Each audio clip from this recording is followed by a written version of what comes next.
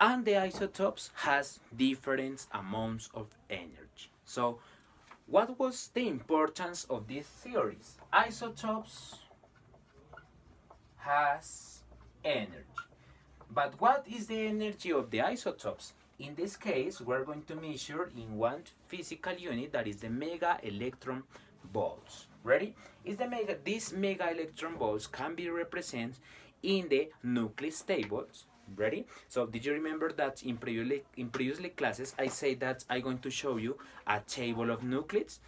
And you say, me teacher, where I going to reach one of these table of nucleus? So we have the opportunity in this case to share you by email or by the platform this table of nucleus. Ready? So basically the table of nucleus is a document that has 500 pages. Did you know this importance in chemistry? So the table of nucleus were made by different authors of scientists that discovered the radiochemistry. But what is the radiochemistry? The radiochemistry is basically the branch of chemistry that study all the nucleus energy that represent the different discoveries of atoms, of molecules that has different energy values. But what do you say, teacher? How can measure the energy values in the table of nucleus? So I'm going to explain you. Of course, in a moment I'm going to share with you the table of nucleus for the atom from the hydrogen to the silicon. Approximately, we have different information that shows these tables. No, so in the first column you can find the Z. What is Z? The atomic number of the elements. In the second part, you can identify the different mass numbers that exist. Example, I have the, and I'm going to erase the board a moment. Excuse me.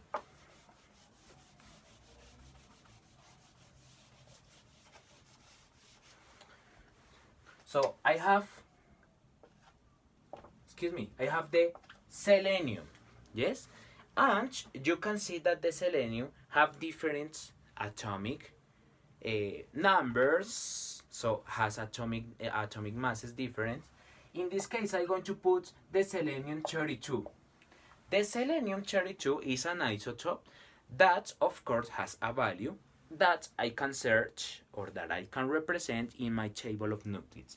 So what are the columns that I'm going to show you in these moments? So in your table that you have in your hands, you have to select different nucleus that has different ideas. First column is the atomic number. Second is the atomic mass.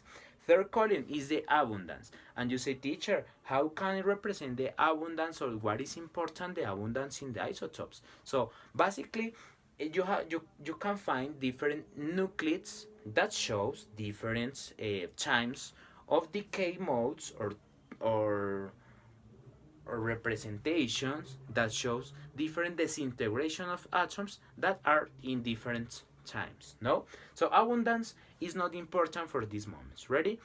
And the fourth column that shows the table of nucleus that you have in your hands is the decay mode. Teacher, what is the importance of the decay modes? And I'm going to finish the part of the radioactivity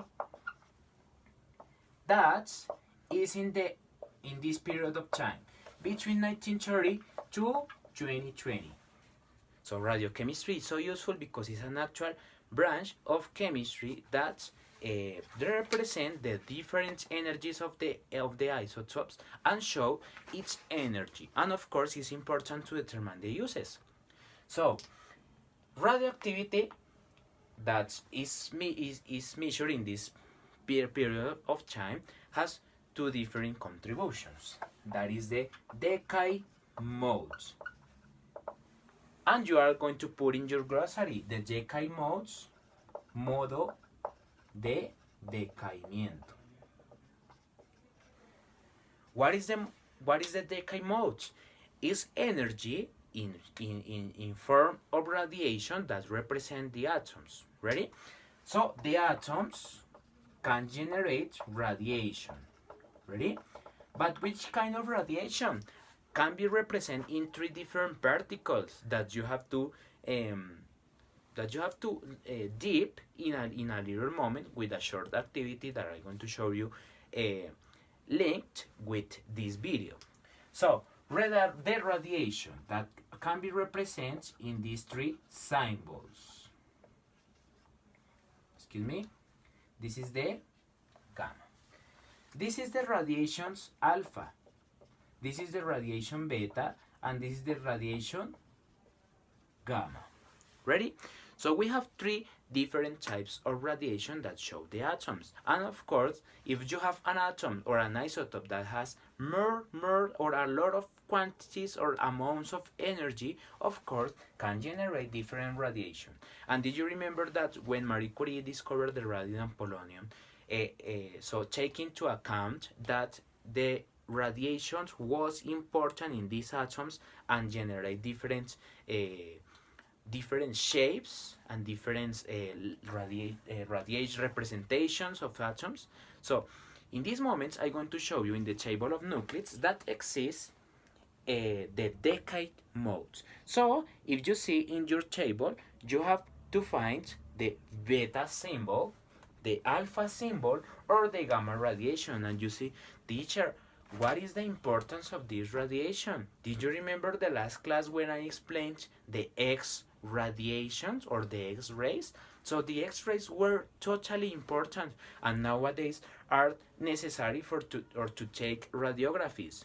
No? So the alpha, beta, and gamma radiation are the division of the light that shows the atoms and generates other types of energy. So basically, in summary, we have the atomic model of Albert Einstein that showed that energy can be represented in atoms. Second, that the atoms nowadays in radiochemistry in this period of time can represent the decay mode, that is the modo de decaimiento. The decay mode is the energy of the atoms that generate radiation in three different shapes: alpha radiations, beta radiation, and gamma radiations. Ready? So different isotopes that you have in your table of nuclides generates beta, gamma, or alpha radiations, depends of the energy of particles. Ready? So remember that the isotopes can be atoms that were natural or that were radioactive. Ready? So in the following activity that you have to do, you have to find different isotopes that you have in the paper. Ready? So I don't going to give you the 500 pages of these different isotopes. Ready? Because it's so long. The activity is too totally boring and you can sleep with this video. Ready? So what is the activity that I'm going to explain you in these moments? First, you have to identify the different nucleics that exist of one element. Second, you have to see the decay modes that shows the isotopes. Ready? That can be alpha, beta, or gamma. Don't forget or don't bother the positive or the negative. Ready? So only you have to see if the atoms have alpha, beta, or gamma radiation. And finally, in the 5th column of the table of nucleics, we have a mega electron volts. Ready? Did you remember that I explained the mega electron volts? The mega electron volts are the energy of the atoms. So if you have a lot of amounts of mega electron volts, can generate different atomic energy. Ready? E-m-c squared. Did you remember the formula? So in summary,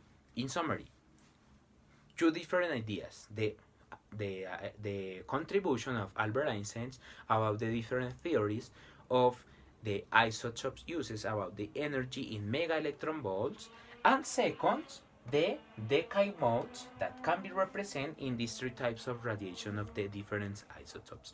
So in this moment, I'm going to invite you to make the activities using the information of this video and based in the diagram of the table of nucleides that I scanned for you.